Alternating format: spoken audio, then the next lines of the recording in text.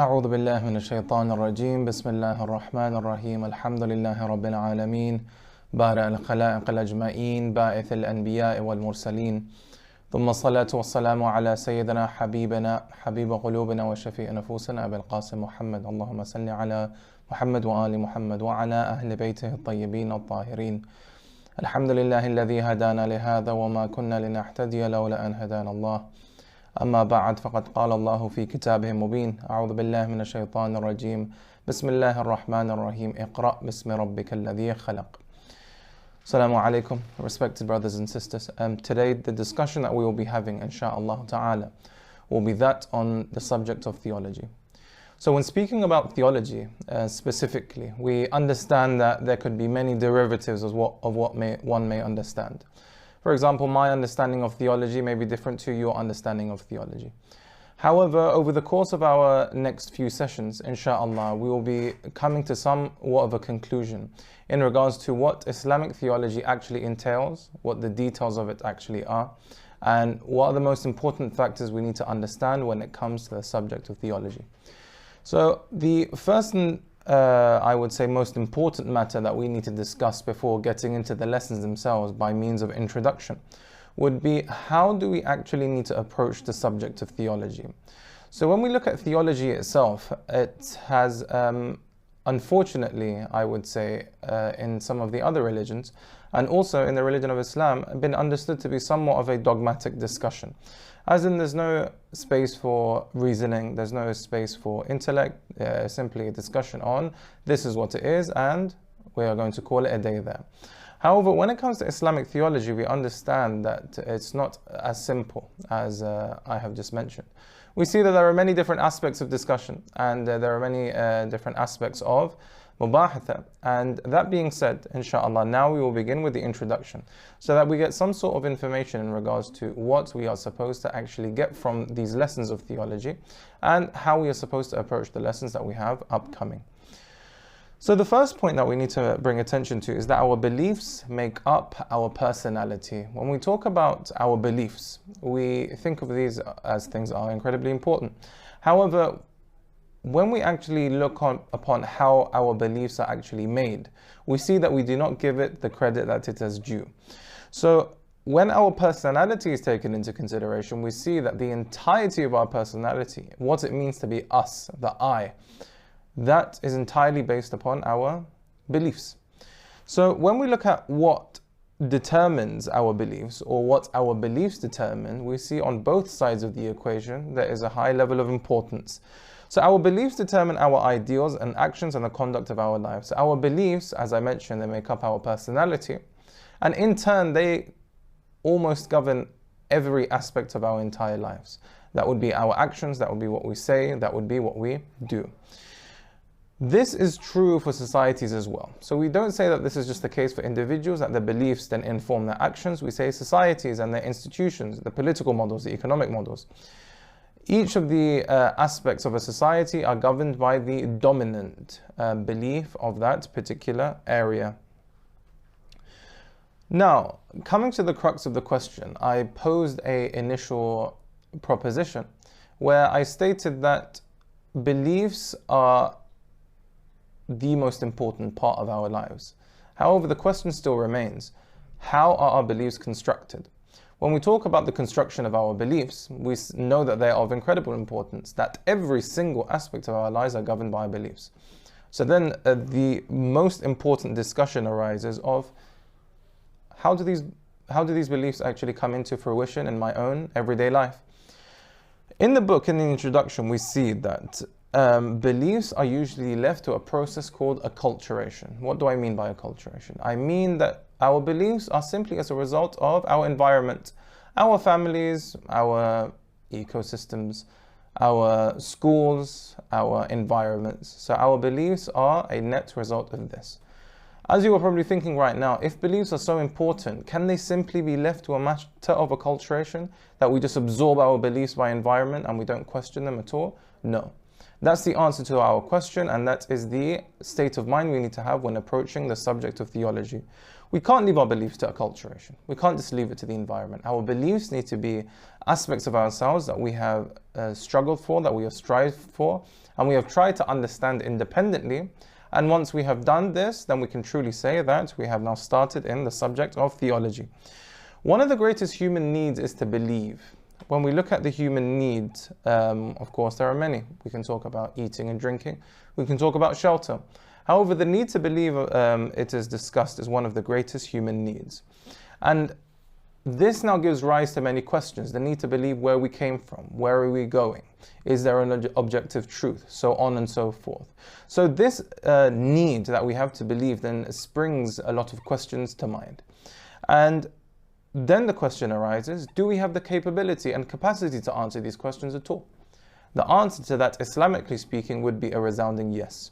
When we look at what the intellect has given us, when we look at what we can use the intellect for, we can see that the intellect gives us the answers to these questions, not independently, right? But it can use its own measure in order to understand what is right and what is wrong. However, the intellect itself would take us back to the sources of knowledge from where we actually need to ascertain and determine what is right and what is wrong.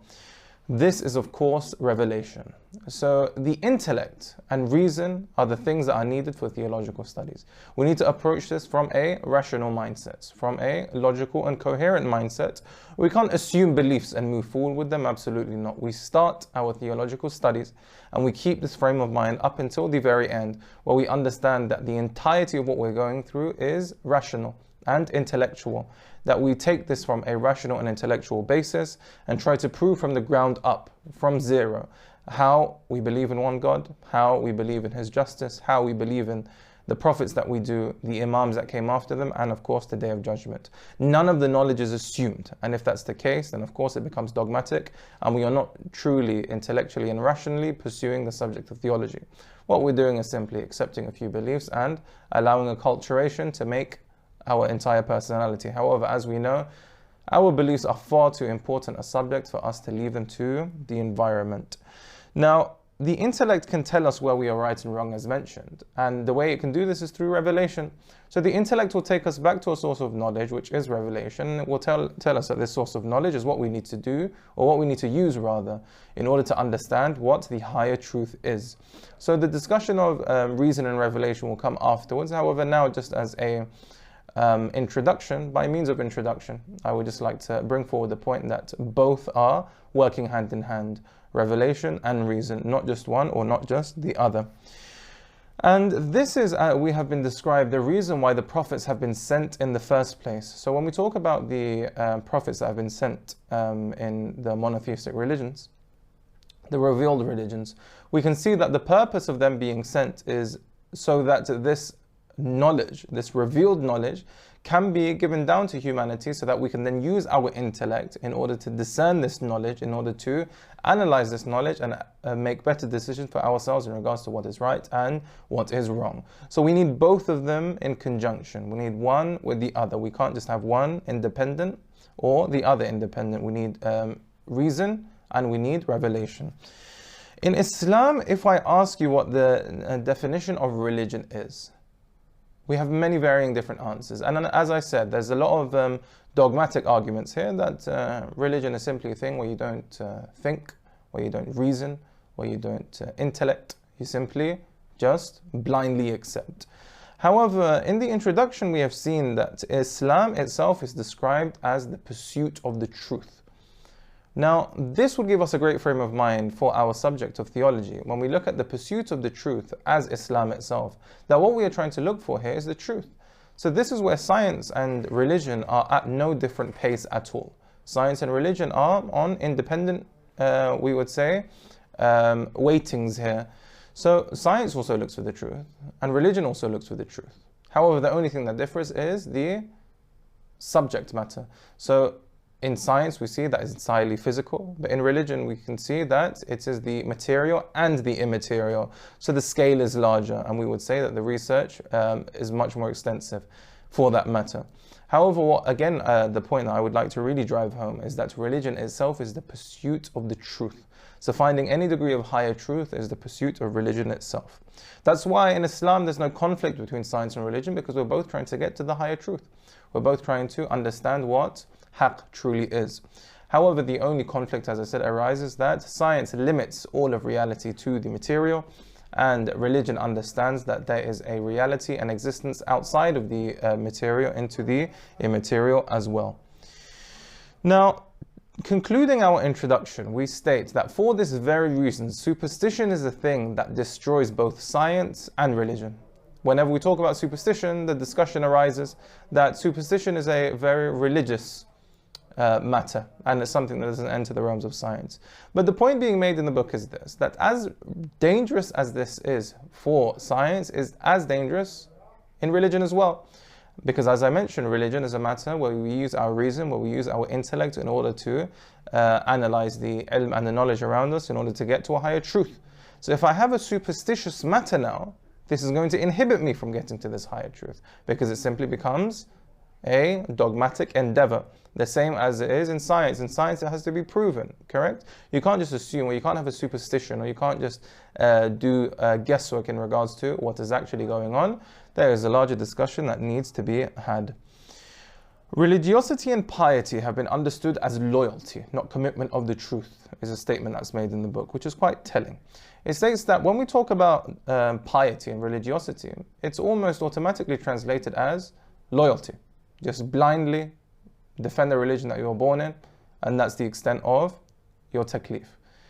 Quite the contrary, and this is not the case at all. We see that commitment to the truth is what it means to be religious, and commitment to the truth is what it means to be an individual who has piety. And this is what Allah subhanahu wa ta'ala, in many of the ayat of the Quran, He mentions that reasoning, applying reason, thinking, contemplating, these are aspects of individuals who are on their journey towards the truth itself.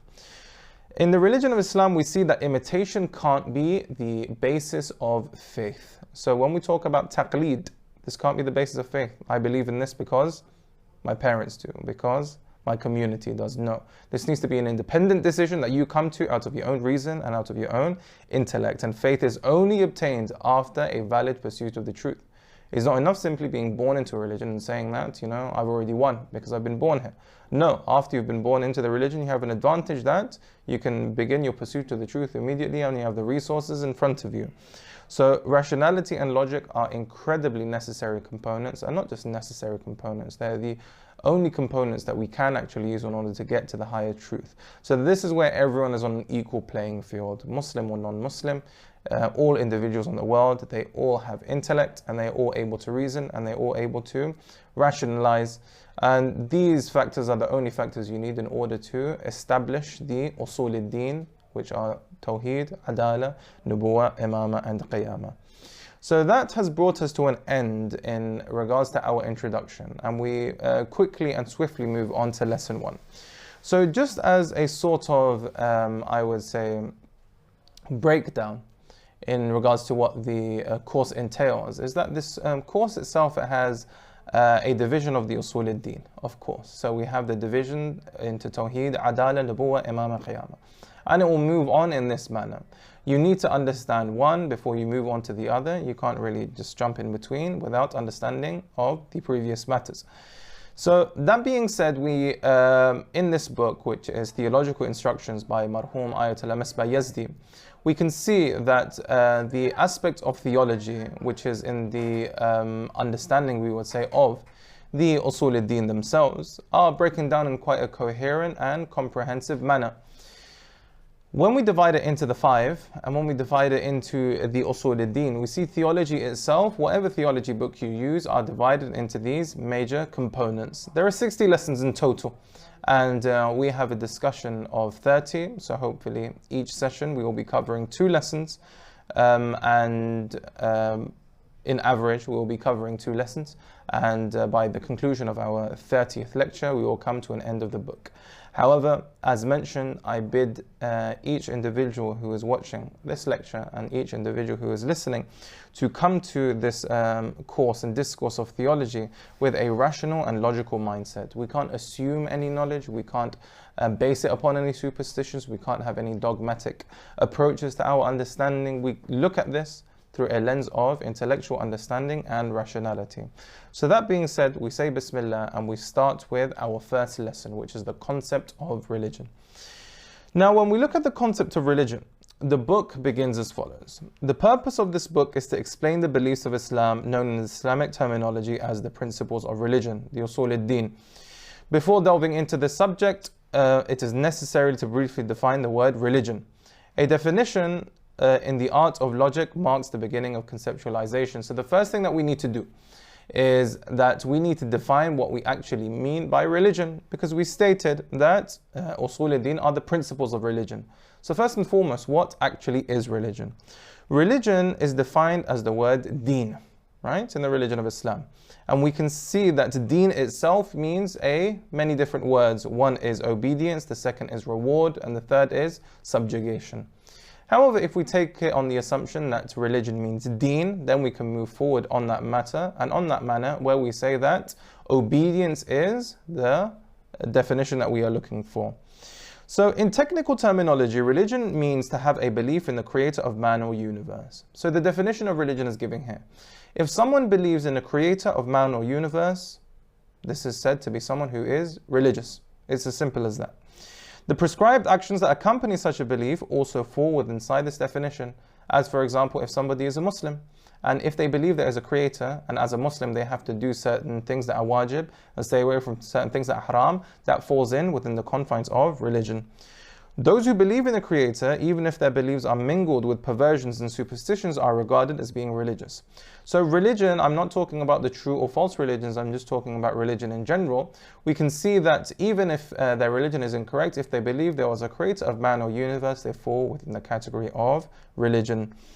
Those who consider the universe to be merely accidental, resulting from an effect of a material or natural cause, are called materialists. So we can see that the materialists are individuals who are outside of this definition. They do not believe in the creator of man or universe. They simply believe it to be a mere accident or due to some material reasons.